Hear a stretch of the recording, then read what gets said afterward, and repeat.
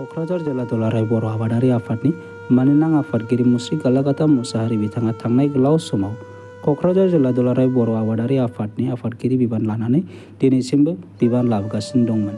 नाथाय हरखाबै बिथां गालागाथा मुसाहारिया माखासे देहायारि जेंनाजों गोग्लैसोनानै फाहामथाय लाबाय थानाय समावनो दिनै फुंनि 7 रिंगा समाव गावनि जिउजों जुजिनानै 65 बोसोर बैसोआव गावनि आंगो न'आव रुंसारि जायो। रुंसारि गालागाथा मुसाहारि बिथाङा क'क्राझार जिल्लानि सिङाव थानाय दतमा बरागारि गामिनि थागिबि। बिथाङा थैनायनि सिगां बड'लेण्ड सोमावसारनायावबो मैखोमै बाहागो लाबोनाय आरो माखासे बिथिङाव हाबा मावबोनाय, जेरै गायसनजेननायनिफ्रायनो दासिम UN बिट्रास्टनि सोद्रोमा, UN एकाडेमि दतमा बर्डनि बारग' सोद्रोमा, 1980 मायथाइनिफ्राय 2018 मायथाइसिम माजुलिपारा ME फरायसालियाव लेङाइ फोरोंगिरि बिबान मावबोनानै आजिरा लाखांनायनि उनाव 2019 मायथाइनिफ्राय दुलाराय बर' फरायसा आफादजों दानानै होजानाय क'क्राझार जिल्ला दुलाराय बर' आबादारि आफादनि आफादगिरि बिबानखौ लानानै हाबा मावबोनाय सासे गोख्रों समाज सिबियारिमोन। बिथांनि रुंसारि जानायाव आबादारि आरो समाजारि बिथिङाव सुफुंख'हायै खहा थाबाय।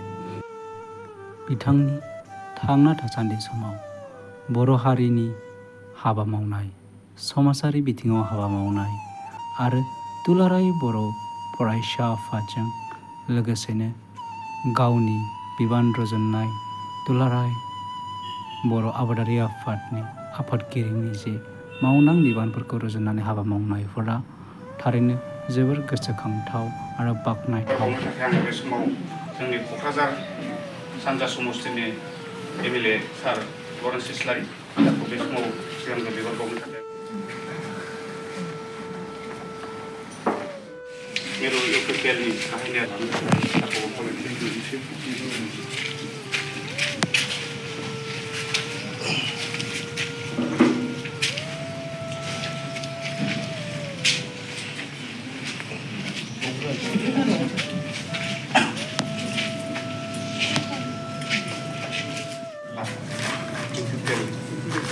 दोलोनि मख'नाय जाबाय आरो फारियै बर' बर'फोरा दुलाराय बर' फरायसा आफादनि मानगोनां आफादगिरि खावलायनाय जाबाय। फैजों बे समाव दतमा दख्रा दुलाराय बर' फरायसा आफादनि मानगोनां आफादगिरि लैहोर लैहोर ब्रह्म बिथाङा बिथांनि सोमोन्दै मा बुंदों खोनासंनि।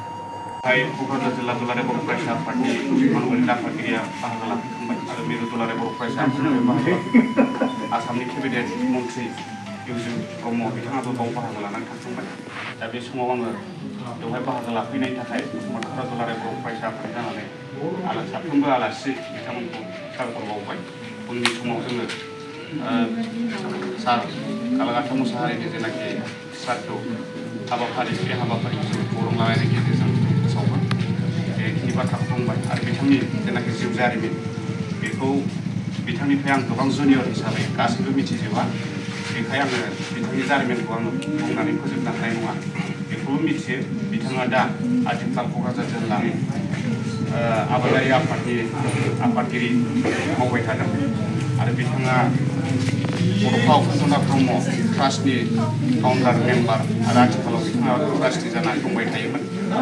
बिथाङा लोगोसे मावबावदों जों मिथिनायाव दतमा UN एकाडेमिनि फाउन्डार, लकेल बर्डनि फाउन्डार चेयारमेन आरो बिथाङा जों मिथिनाय बायदिबा बे समाव बड'फा उपेन्द्रनाथ ब्रह्मनि जेनाखि सोमावसारनाय, बे सोमावसारनाय समाव बिथाङा सासे गोख्रों कालेक्टर हाबाफारिखौ बिथाङा मावदों आरो बिदिनो गोबां जों मिथियै बे हाबाफारिखौ बिथाङा मावनानै थांदों।